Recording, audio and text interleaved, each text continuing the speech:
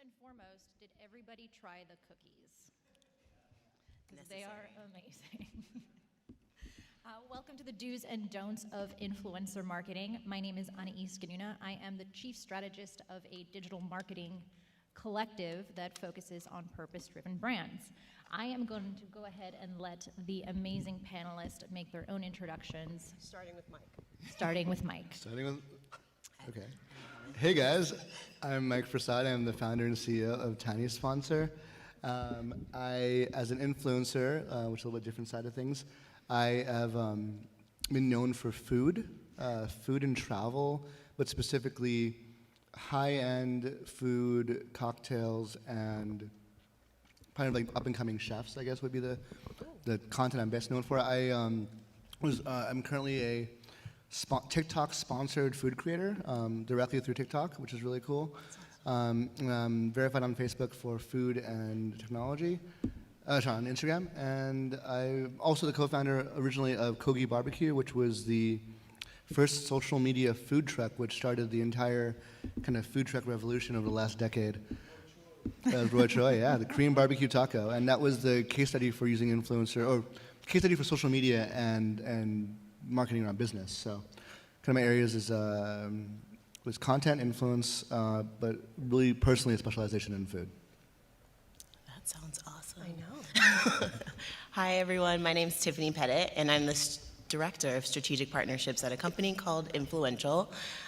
We are a little bit more than an influencer marketing, run-of-the-mill kind of agency. We look to really drive brands' biggest KPIs, utilizing influencers as the vehicle. So really closing the loop and measuring attribution at the end of the day. Did this influencer drive in-store foot traffic? Did they drive sales? Did they get viewers to tune in a specific show or live event on TV?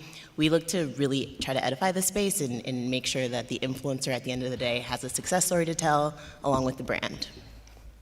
You both sound really impressive. Tanya Brashadsky. I have a boutique agency called Casting Influence. We do influencer casting, booking, live events, and marketing campaigns. And I was a producer for a long time and produced Larry King before this, and a bunch of other digital shows that no one's ever seen. And I'm wearing this shirt. So you're welcome. And as usual, Tanya says that no one's ever seen it, but she's actually done a lot of really big things. So I'm going to go ahead and point that out. Like what? I actually took notes on this because you emailed it to me. But now I'm not going to. Like she cast influencer talent for a few commercials this year. BioFreeze, Groupon, and Melinda Gates promo for her book tour. Ooh, that's awesome. True. Maybe you've heard of a few of them. I said produced shows no one's ever heard of. Oh, fine. I wasn't listening then, I'm sorry.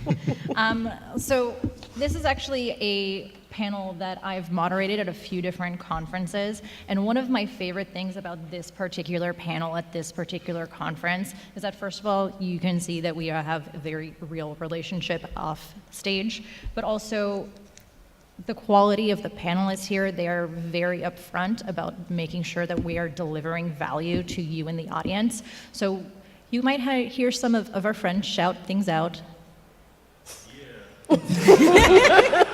We 100% encourage, if you do have a question, don't wait for me to ask, throw your hand up, we'll throw it to you. We want to make sure that you get as much value out of this as possible, because at the end of the day, we're here to serve you guys. I was going to say, if anyone has any questions, like I really like for panels like this, I think especially who we have on the panel, any tactics questions. I think a lot of the panels, they'll talk about generalizations and stuff like that, but if you have a specific need or strategy and tactics, like literally that's what I do all day long with brands, is how to figure out not just who we work with, but how to work with them.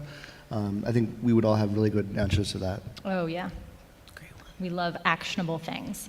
So quick show of hands. I mean, basically the question is going to be who's a brand and who's a creator. So who in the audience is here representing a brand or as a brand? All right, and who's here as a creator? Ooh. All right. I like it. So quick fun fact, Salesforce actually put together a report recently, and they said that 75% of total marketing budget is going to go into digital marketing strategies by 2021, which is pretty dang cool. So to start us off, I actually want to highlight Tanya for a quick second because I get these phone calls of her frustrated. So maybe you guys can hear some of this. What is the most common misconception about hiring an influencer marketer? I know where she's going with this.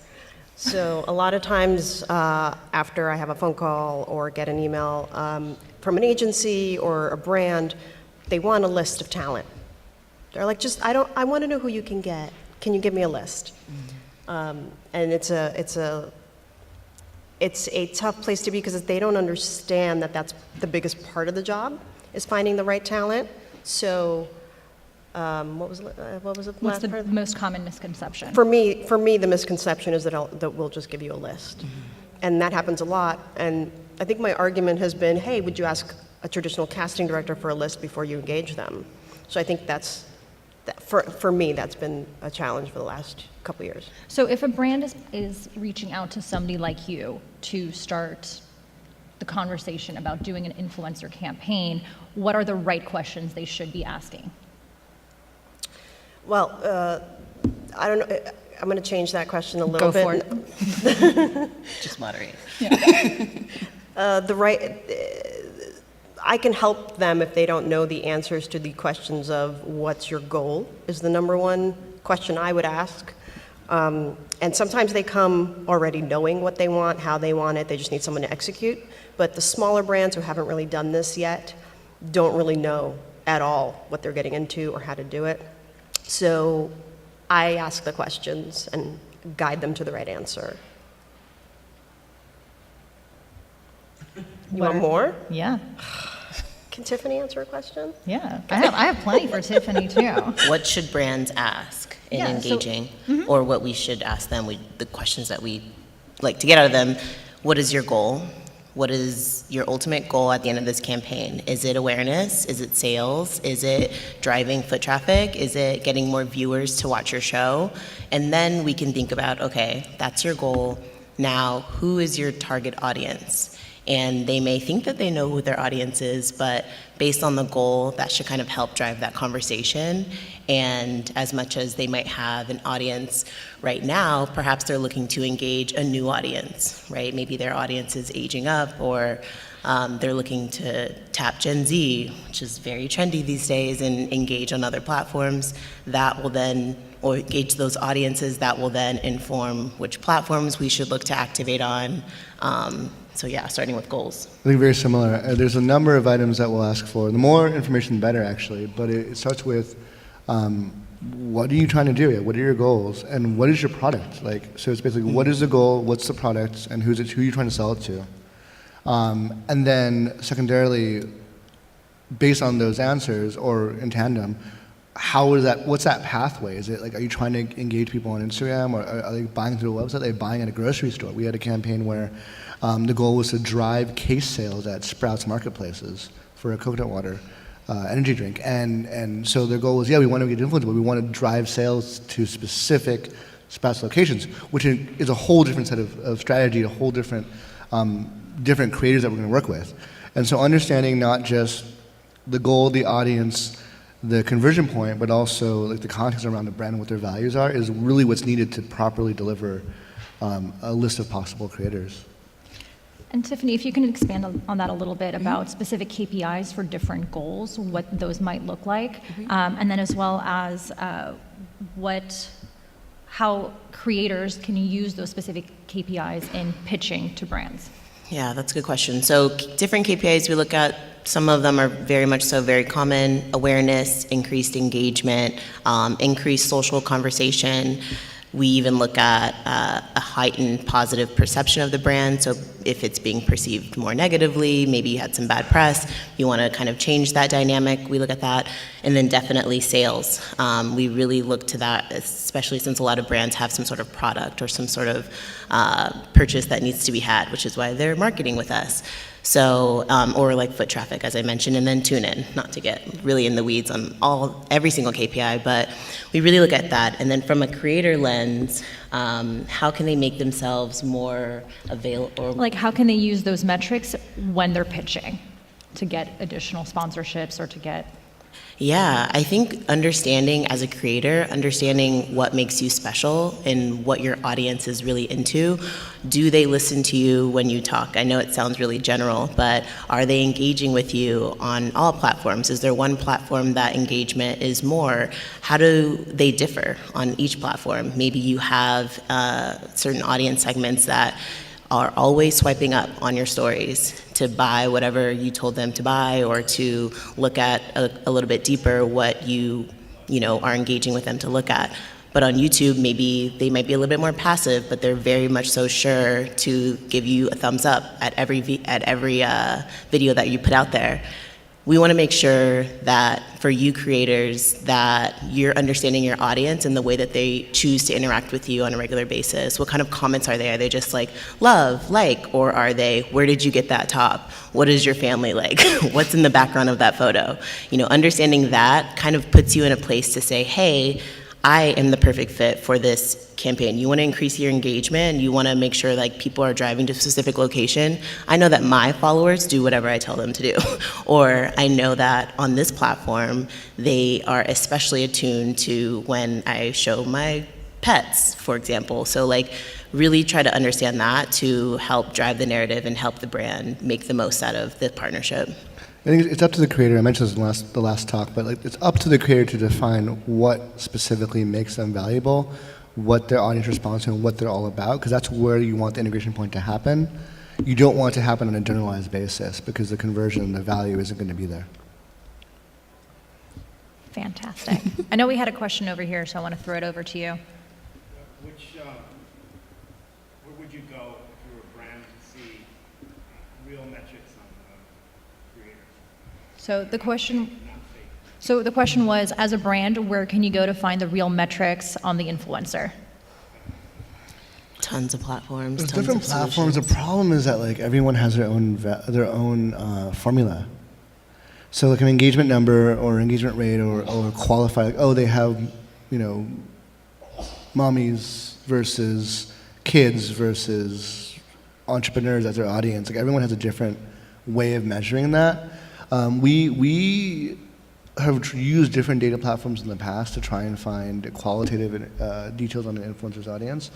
And whenever we work with a company, we try to say, well, what's the basis of your metric? How are you measuring engagement? Are you counting likes and comments? Are you filtering those by like similar comments that are just like love, heart, emojis? Or are you actually looking at like qualitative matter of the content? Is it an actual real response, or is it like something else? And you can also reach out to the talent or the rep and ask for that information. It's Yeah, fairly common. I think the thing is that like you have to do it. I think the rep, the talent manager, or the creator are the ones who are going to have the most true insight.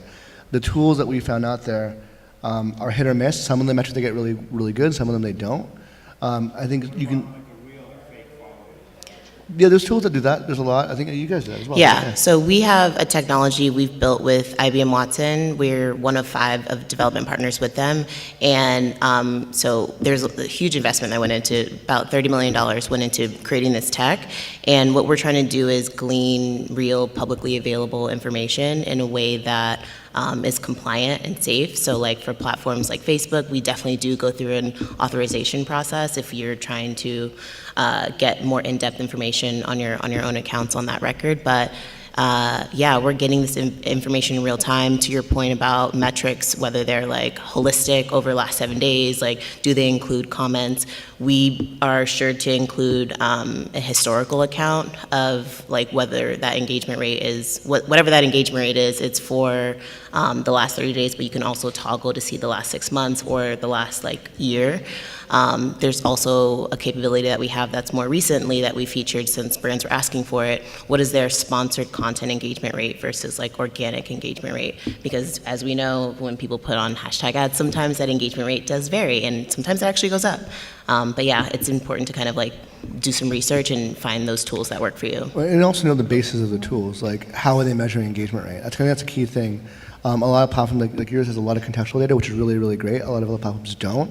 So I think anytime you can use a platform and a tool to get the data, but also get the direct information from the Yeah. creator and the manager, then do the contrast and see if it makes sense or not. You have to look at it. Get them to tell you screenshots, like even send them screenshots. And Tiffany, is that a public tool or internal tool?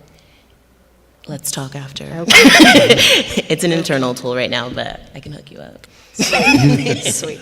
Also, to what you were saying, I bought this shirt on an app that was promoted by an influencer, so I Oh, swiped up. half of all of my products are from ads on Instagram. Well, I think Tiffany and I were working together on a client, and there was some metrics that we came across of something that there's so much ad exhaustion that's coming up from people that are just averse to traditional ads versus people who get advertised through influencer marketing are 80% more likely to make a purchase, Yeah, which is not a small number.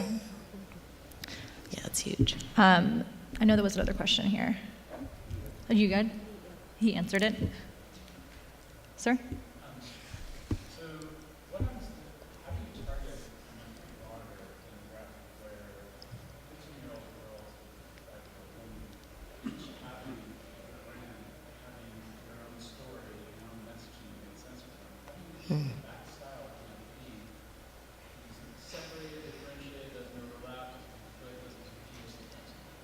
It's a great question. So you have like a product that works for everyone. There's like fantastic messaging for each stage of a woman's life, and it's different. So the question is about targeting that audience? Yeah, I mean, it depends on like the audience. You can go with generally two types of approaches. One is going to be like a value-based campaign, where your content, your narrative is really about values that apply to all the audiences, versus a specific like product feature or something like that. And another way you can do it is just by doing micro at scale, like targeting small to medium-sized creators that have very specific audiences, and then targeting across a campaign of so doing subsets of that, right? So maybe you have 5 of each creator in each category based on the demographics, but then having the same overarching value narrative, but having a slightly different call to action depending on the audience. And that's definitely a very structured common approach. It's hard to use the same call to action to messaging across every campaign or every audience, because every audience will be on different platforms and will have different motivators. So you definitely want to tweak that, but your narrative and your value messaging should be the same for everybody. Right. So the values stay the same, but there's going to be different messaging stream for every different demographic. Spot on. Sir? Question for Mike. He mentioned that you did case sales through Sprouts.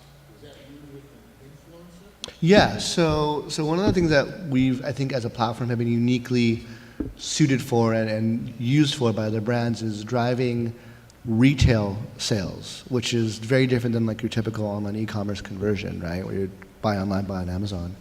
And we've done this with a couple of brands. I think the two most notable ones are Okafa Bar, which is actually, there's some up there if you guys want samples. They're sampling in the hallway.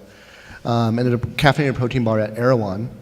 And then Zola, which is a energy coconut water. And in both cases, they're trying to drive foot traffic and drive awareness and sales of a new product at specific retail locations. And so the way we did that was we targeted content creators that were smaller. I think the average follower count was a couple thousand to maybe in the low 10 to 15,000, but no one really over 20,000 at the max. And most people were in the sub 10,000 range. And what we did was we had them find they were local zip code wise to the location of the retail market. And we had them go to the market during a sampling day when the brand had the samples and they had someone sampling the product, do a 3-series post series. So one post going to the Sprouts location saying, hey, I'm going to Sprouts to go check out this new product. They want me to come check it out. And then they'll do another story when they're at the location, trying it out and talking about their impression, and also giving people a coupon code or where to find a coupon code or telling them about a special. So there's a call to action about going there and checking it out now. And then later on in the week, they'll do a storyline post in their feed of that product in their narrative of whoever they are as a person around their passion or their creativity or their music or whatever. And the idea is that it creates a drawn-out discussion across their audience, but with a very, really clear call to action around a specific location. Because we're choosing smaller creators, typically most of their social graph is local to them, and you're getting more direct traffic. And it's not just saying, oh, here's a product at this location.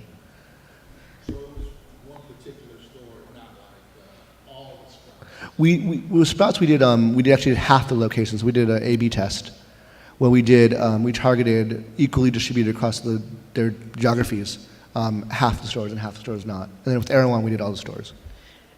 And adding on to this, I want to bring Tanya into this conversation a little bit because Tanya, you also cast for VIP events and activations. So can you talk to me a little bit more about different influencer marketing that's not necessarily about posting, but having people see and be seen in these different activations?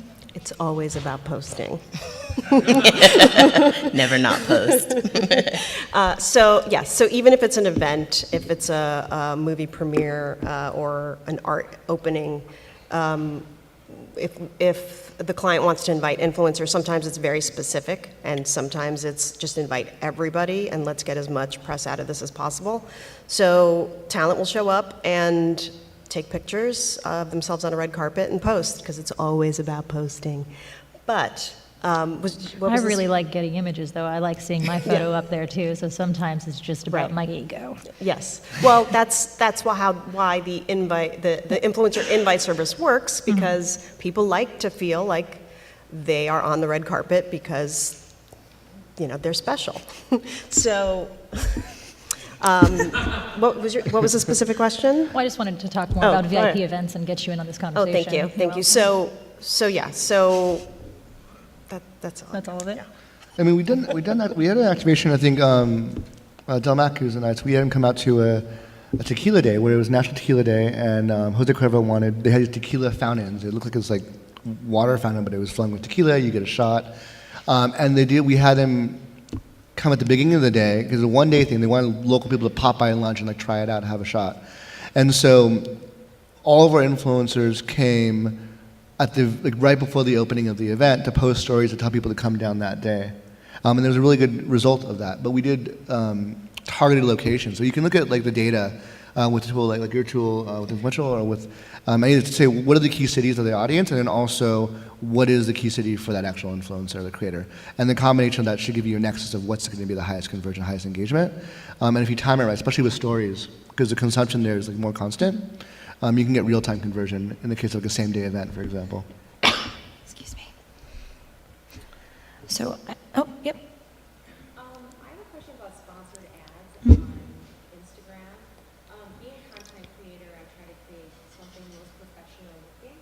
And my friend is always like, well, why can't you do these sponsored ads? And I said, all that is Facebook advertising, right? Or is that an actual advertising agency? Because they look so much more professional.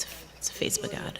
So, do you want to take this? Or? It's a Facebook ad. You can add to it. But something to add to it, actually. So when you're doing video ads, especially through paid social, things that are less produced tend to have higher conversion rates. So you can see these beautiful ads, and obviously you want to stick and watch them. But the most success that I've seen with the brands that we've worked with is when it's something that's talking straight into the camera. It looks like something that somebody, like one of your friends posted, and those are the ones that actually get the best conversions. So there was actually a quote from somebody that was speaking earlier, and she said that the big outcomes don't require big execution. So as long as the messaging is there, as long as the values are there, that's when you're going to get the highest conversions at the end of the day. I have a question for her. So let's say it's $200 toward advertising. They said that they found it to be low quality, and they weren't going to show it to as many people Yeah. as they usually give you. And I'm like, what? So Facebook scans the content as a technology called Lumos, and they basically like scan all the visual and the messaging content, and they feel like the quality is low, it's not going to convert well. They'll basically limit the audience that they'll throw it against. No, it's like a technology that does it, and it'll scan for text, for example. It's like, is there a lot of text in the image? Is that text more than a certain percentage of the image? Stuff like that. And so whenever you're doing this is more of a paid ad campaign question, but if you're doing a paid ad campaign, you want to A/B test multiple creatives on the image and multiple messages to actually find the right performing one. Otherwise, it's hit or miss whether you're getting a good rate or not. And Facebook actually has tools built in that you can upload the actual creative, and they'll tell you how it'll test as well. So it'll tell you, Yeah. I have a quick question. Are you talking about actual sponsored, you're selling something content, or just your own It was like video? a ticket company, and they wanted me to, so I put this really fun ad together, and I guess then Facebook came back and they said, well, if you word it this way, like, you're not going to believe. And it was almost like what they really want me to do. And I was like, wow. And I didn't know if that maybe the hashtags threw it off. I didn't know what it was to say low quality, but I was really shocked. Yeah, a lot of times it's the image that does that for low quality is what we found. But yeah, anyway, yeah, there's different tools. So they've separated out that low quality to 3 different categories now. So you can actually see which of those 3 categories it might be rating low in. Okay, I have to go back. Yeah. Yeah, I'm happy to help. So if they saw hashtags, could that be low? No, it wouldn't be the hashtag. It would tell you the creative, it'll tell you if it's the audience, it'll tell you, and one thing that I've also found that's super interesting is that I'll have the same creative put in different ways, test completely differently from like get a low quality on Instagram stories, but a high quality elsewhere with exactly the same creative. Yeah. Yeah, so it's not always consistent. Which it's also the formatting, yeah, because Yeah. the format will be different. I think whenever you're doing, and I mean, whether you're a creator or a brand, and whether you're doing a influencer post versus a ad, you've really got to be aware of the visual format that you're pushing it out into. Like a common mistake is that like someone, whether a creator will make content like on a vertical video for YouTube and then cross post it to IGTV or Instagram stories, and it's a completely different like layout. And one outperforms and one just sucks, and there's a reason behind that, right? Like a lot of the content houses we work with now, they're filming on 2 cameras at the same time, one vertical, one horizontal, for example.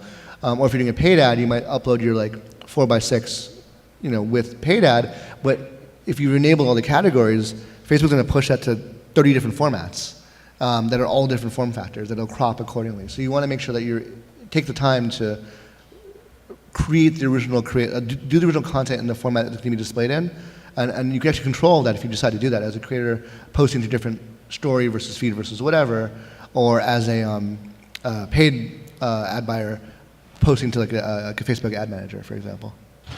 I can talk about ads for hours. Okay. Do we have any more audience questions? Oh, yes. Sir? Sorry, I got excited. I got it. Kevin has a question. I work at I look at the digital department for a dance agency, and it was just natural. They have a big social following, so it was natural to have somebody negotiating those deals that come from brands. For the deals that you guys do, let's say on campaigns, specifically, let's talk about products, for example. Would you say most of your deals that you have with partners are one-offs, or would you say they are Ambassadorships. We strive to do longer term partnerships. strive to, so do I. I find a lot of them the way that it goes, they are one-offs. And then there's a handful of like good partners that are excited to develop something longer, but in this fast pace. My question for the second part was, if you do have long-term business relationships with your partners, like, what would you say are the key, like, what do you focus in on to make sure that you retain that partnership? What are your most important things? Besides maybe like the simple KPIs and ROI, like, what are the other aspects? What are the soft skills, essentially? Soft skills, totally. Yeah, I feel like it's a lot of it's like it's visual presentation, visual communication. Like, how does your content align with the brand itself? Like, are you like a longer-term partnerships we've seen have been where the creators is almost like a shoe-in extension of the brand. They're just like so on point in their style and their personality that they're basically like an ad hoc spokesperson, or very much an ambassadorship, which is what that devolves into, right? I think those are the qualitative is really what it comes down to. Are you building on the brand narratives, on the visuals that they're doing, and making it your own, but also making it clearly like them? Even on the short-term stuff, we've done things where we don't recommend a single post. We'll recommend 3 stories in a post instead of just 1 post. Yeah, to this point, I was going to say definitely having your talent that you're using post multiple times. Like, this is the story we're going to tell, and let them know this is what will resonate with your audience. Like, they definitely, the engagement or the relationship between influencer and brand, their audience, is already there. Why not maximize that effort and play it up as much as we can and let them know that this is really what's going to be best for them? We always say the best influencer or creator is basically a customer or someone that should be a customer. So if the brand looks at it from that point of view, you're able to really just, oh, cool, that makes sense. They're actually a natural voice for us. And that's where you start seeing someone who gets sponsored once or twice or 3 times with a brand, and then the brand's like, hey, you know what, this should be an ambassadorship. This should be an ongoing type scenario. Maybe give a discount. I don't know. Sometimes if it's like for the full year, like this is going to be, there's a deal that can be had there. Yeah. Yeah. But also I know from like a sign-off point of view, getting an annual or longer-term multi-point thing requires way more sign-offs. Most buyers come from like a specific campaign or quarterly-based ad budget, and so they have to spend it with a certain amount of time or a certain goal conversion, and that's that. They're independent of any broader campaign, so that's how they're just authorized to spend it. So a lot of times, like we have brands that will sponsor the same person multiple times, but it's from different campaigns, and those budgets come as they come. So they're not able to make a long-term commitment just because it falls in a different category of the company. So typically, like, oh, sorry. No, go on. Ad budgets are like performance-based. Then there's like the marketing side, which is more like the visibility. And then you have like the PR side, which is a different type of budget, a different type of goal. The PR side is where you start seeing more of the longer-term plays. On the performance and the marketing side, you typically see shorter-term budgets. And I just wanted to ask you, you're saying when you're talking to a brand, they only want to do one-offs with your talent, right? Yeah. And is that, One campaign, it could be for a 1 to 3 month thing, and then it's like radio silence. is it because the budgets are smaller or they're new to it and they, It's mostly because they're kind of new to it, coming into it, and then when they don't see an immediate thing of conversion, they're Right. like, why aren't we converting? And I'm like, well, that's because we need to do it over a longer Right. time to like get the audience sort of activated.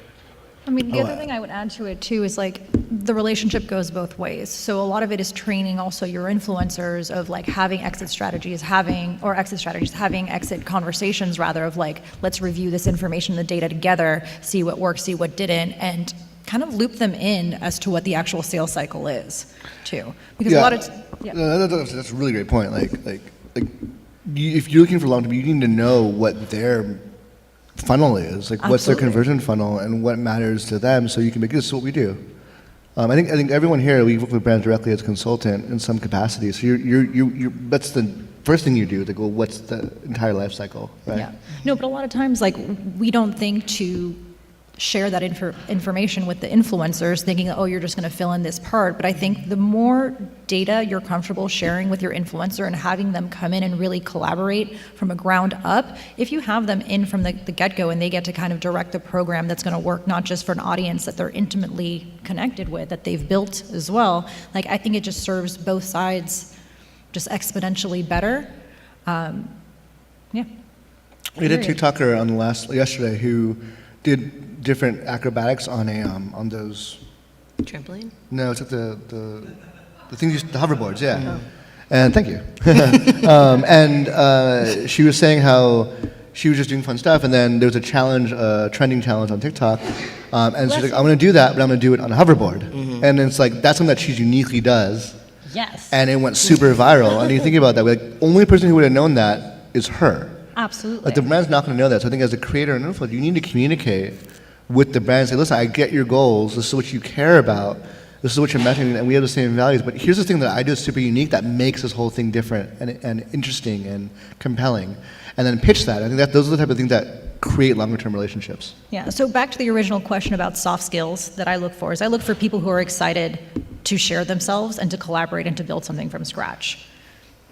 And that they respond, because a lot of times, like, you'll reach out to somebody that seems like a perfect fit, that has the perfect visuals, that has all the things, and then they take 4 days to respond to you. And if that's 4 days before anything's happened, like, what's going to happen when I need to get actual metrics from them? What's going to happen when I need to get actual information on a time-sensitive? Well, and one thing I think a lot of I've had problems with this, where an influencer's like, I don't actually know. Oh, hey, Kevin. They don't know how to do the call to action in their messaging. That's also, make sure you do a call to action. Otherwise, it's like, oh, cool product, but there's nothing to trigger the viewer to do something. Yeah, so nurture the relationship so that it's an open communication throughout the entire cycle. Yes. Hi. hi. My Thanks. question is, can you talk about using TikTok specifically? Because a lot of teens and preteens are on that, and TikTok is not about, hey, here's what I'm doing, it's so cool, like, follow me. It's more about what the trends are that people are talking about on TikTok to have effective dances, and trying to implement this guy. So how do you work with the brand and the influencer, and whatever happens to the journey to create something that might get used on TikTok? Tiny, you know a bunch of TikTokers, don't you? I do know a bunch of TikTokers. Unfortunately, the brands I've been working with, it takes them a year or two to catch up to what's actually going on. That's true. So I haven't done any TikTok campaigns. Was that your question? How do you what? How do you do it? Basically, how do you work with the brand and Oh. the creator on TikTok? Yeah, I don't know, but it takes them a while to catch up. So as many times as I've pitched TikTok as the platform they should really focus on, it's like Instagram. So, and before that it was like, hey, you want to think about Instagram, not just YouTube, and they were like, YouTube. So I haven't personally done TikTok campaigns. I've had creators as just a bonus post on TikTok because they like that platform. So I don't know how, maybe somebody. That's kind of what we did. We bundled it in. The brand was open to doing TikTok, and we were open to experimenting there as well from an organic lens right now only. So we did it in tandem with Facebook and Instagram. The content was obviously a little bit different. We used TikTokers who were on all 3 platforms at the time, and really just measured engagement for that one. Really like those. It was based on, I can only say so much. Was it a cross post, or they create separate content specifically? Separate content, and it was around the show's theme song. Okay. I can say that. I mean, that makes sense, musical. Like, we have TikTokers on our platform. We're actually the only marketplace that supports TikTok exclusively, that has like the actual inventory there. So what that means is that we have creators who will say, I do this thing on TikTok in this manner, in this specific way. Here's the integration, here's the price. And that becomes a viable package on our platform. And what we've seen is people mostly focus on how they're going to integrate the brand into their regular content. So you have someone who's like, I do musical like dance things, I do comedy, or I do like a makeup transformation. And they'll say, this is how a brand can be integrated into it. They'll throw out some ideas in their package. And then when they get the brief, the brand will ideate on that to figure out what that should be. We've also pitched a couple of brands on TikTok. We've done a couple where we've suggested doing things where it's a more of a challenge type thing, where how do you get, as a brand, working with, how do you get people to do something tied around the brand, but then get their audience to do a duet or a reply to that video, or create an ongoing challenge, like a workout challenge, something like that. And so those have been narratives that have been that have fit TikTok in a way that would not necessarily fit other platforms. Having a little bit of a challenge because I work with influencers who are actors and do podcast anthology series that we do. And it's difficult to have conversations like we're able to have with you guys today about ideas. And working with influencers, and we don't ever get that. We get sort of like the roadblock because there's so many agents now and agencies that are working with them. Are there any insights into how we can break that wall down, or how do you break that wall down, or have you not tried to reach them through Facebook, like they have contact me areas, but they never respond, so I'm just wondering if you have insight into how do we start those conversations if we have agents and managers that are just kind of not responding? That's a Tiffany question. That's a Tanya It's an question. It's all of us question. Yeah. Can you be a little more specific? What are you looking to do with the influencers? So, For the ideation part. Yeah. realize the value that the influencer has in helping us probably get people to listen to our podcast if they're participating in our program. So what we want is something that's very, much like them behind the scenes working on our show, or, maybe it's just that they have a button from our show and they want to promote it, but we're trying to cast that. Originally, we're just trying to cast that. Okay. So we think that just trying to even get them to listen to, you want to cast your influencers and actors is hard. It's such a new concept. So if you're going through a manager and agent, I'm sure, I don't know if you do this or not, maybe specify right away, hey, I would love to have a conversation with the talent about these ideas. If they don't want you to talk to them directly, they'll do a conference call, or is that what you're looking to do, to talk to them directly? I think so, because we don't really, we want them to kind of tell us what they want to do. Because as you know, that's the key. Yeah, for sure. I think in the realm of casting and having influence integrated into your content, that's a very different conversation. That's more of a casting manager talent type role. If you all can do a paid sponsorship with it, and that could include integrating into content, which we've done. One of the problems that we try to solve is like, by going to the creator first, saying, what do you do that makes you unique, and what are some of those ways that you do it, you should be able to browse their packages on our website. And then if you like it, you can actually just make the offer with the details in your brief that say, this includes an integration and we're casting this way, you have to be here on these dates, and if they accept it, then you can ideate from there. We don't allow you can always reach out to them, we don't hide who they are, you can DM them as much as you want, but through our platform, you have to at least make the offer before you can get in touch with them. But the idea is that it's based on them telling you what they're uniquely situated for. And then you can say, here's how we might work, or maybe, hey, we want your ideas. If you accept this, we'll work with you to create it. And then we've seen that, because they know there's an offer on the table, and the money's been like on hold if they accept it. That's been super effective, and we've definitely done integrations into content as part of the sponsorship for the sort of a casting talent basis. I have also seen with other talent managers where they're just more influencer savvy, and they're actually able to present both the value as an influencer and the value as an actor or actress. You can offer to take them to coffee or lunch. That could be helpful. Just my 2 cents. Yeah. I know we had another question up front. Yeah.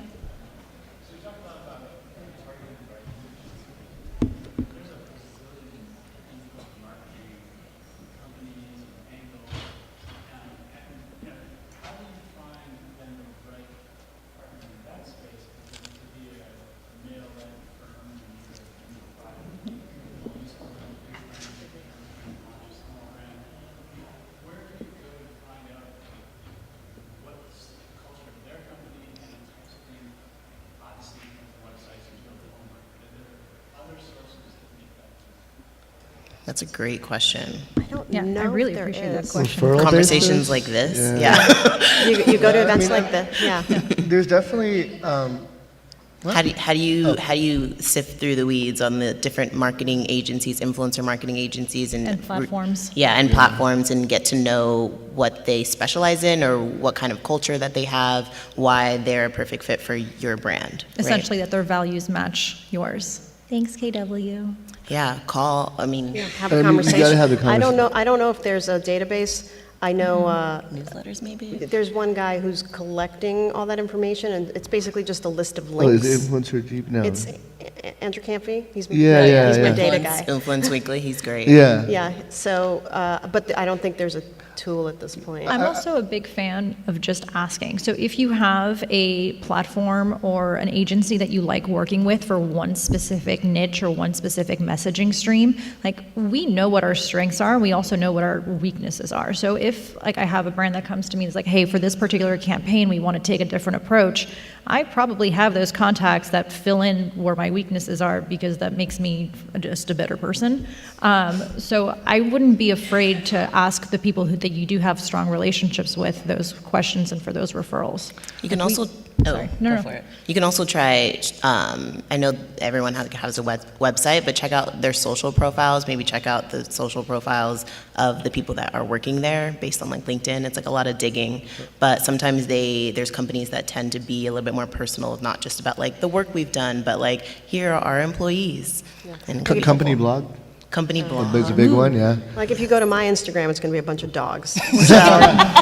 So if you have a product that's for animals, I'm your guy. But actually, There's also, I think there's, if you look at the realm of the landscape, right, you have your agencies, which are nutritional, they're basically a marketing agency that specializes in influencer. And usually they're coming as an offshoot of a PR agency, is what I've seen, more often than not, which is tricky because the basis for pricing is not a media value basis, it's a PR basis, which is a very soft value. So I would be wary of that, like ask them maybe where they came from, or if they just a pure influence one or not. There's also companies that are a more data-driven platform, the analytics kind of like influential. And then there's also like us, we're a marketplace with inventory where you can actually book it, and it's more about the booking versus like the strategy, but we do offer that as a service. And there's also directories. I would categorize things like FameBit as more of a directory where you can where you can do a bid for. It's an RFP system. And all of those are going to have different use cases, right? How much you're handholding versus how much you want someone to handhold for you. Generally speaking, if you're talking to an influencer agency, I would make sure that they're taking a blended approach, so not just PR, not just a PR visibility value, but not just a conversion value, performance value either. You want something that understands the value of both. I think that's kind of the big thing I run into is that someone tries to paint influencer marketing as a one type of metric thing, or it's just Instagram, or it's just this. And depending on the size of your company, your spend, your goals, there's so many possibilities that they need to look at it holistically versus just like a single channel, single metric basis. And to add to that too, depending on what the values are that you're looking for, it's very easy on quick scan to see if they're actually embodying those values. Like I had a brand reach out to me that was like a women's activewear that was supposed to be very inclusive, very body positive, but a quick scroll of Instagram and also their C-level executives showed that that was not the case. So I know we have a couple more minutes, but do I have to end now? One more question? I wanted to actually, before we jump off, talk about, since we're talking about processes and having that be aligned with values, talk about burnout. As a As a human. marketer or as a human, because I think a it's something that human. happens both on the marketing side as well as the creator side. And I know that we have a lot of personal experience on this panel about that. So as far as a don't for influencer marketing, what can both creators and brands do to help prevent burnout? I would say when you work with talent, don't give them very clear guidelines, but don't try and dictate. I think the more you dictate and just telling someone explicitly, do it this way, say it this way, one, that burns them out, and two, it's also then why are you going to them? Just go run your own ad or commercial. You're kind of wasting your money at that point. Can you recommend some good scheduling services so we don't burn ourselves out? That's a very personal thing. So my burnout schedule is way different than yours. So posting could. I don't apps and use. stuff. It depends on the platform. For Twitter, I'm fine with doing auto posting and schedule posting managers. But for Instagram, I absolutely do everything manually. You can use Creator Studio now in Facebook to do Instagram. Yeah, I know, but there's still certain things that are limited in being able to, and then the stickers and different things that you couldn't do. You can do the general, but you're missing feature sets that you don't. Yeah. They're usually only in the app, right? So I think for scheduling, find a cadence, know what that cadence is. As a creator, bank up that content so you know if you miss a day or something comes up, you have backup content that you can drop right in, and know what your 3 to 5 content types are, and have at least 10 pieces of content for each one ready to go if you need it. And then schedule it. There's a lot of apps, like Planoly is a good one, just to remind you when to post, but I never let them auto post personally, because I also want to add tags or stickers or whatever, but all those things create more engagement, more visibility. Tiffany? That was a really good question. I'm thinking of burnout, I think, on a personal level. So, have an outlet. I know we're all in this really fun influencer marketing, social media agency, sort of industry perspective, but take time off of the platforms. Turn your phones off sometimes, but turn them back on again for us. Tanya? Yeah, go to the beach, just watch the ocean. I mean, that's my answer. I think my answer would just definitely be to have that relationship with your influencers, that you can have the open and honest conversations of hey, I'm burnt out. I'm going to take a little bit longer to deliver on this particular post or whatever that is. At the end of the day, I think we all forget that it's based in relationships and not above all else, rather than just closing a deal. It's people driven by definition. What's that? It's people driven by definition. We're all 100%. people. Well, and influencers, it's you're following, you're engaging with people. That's what it's all about. So you always want to make sure that energy is very clear in the presentation and the content. So if someone's burnt out, you want to find ways to maybe, manage that a little bit. 100%. So I would like to give our entire panel a huge round of applause.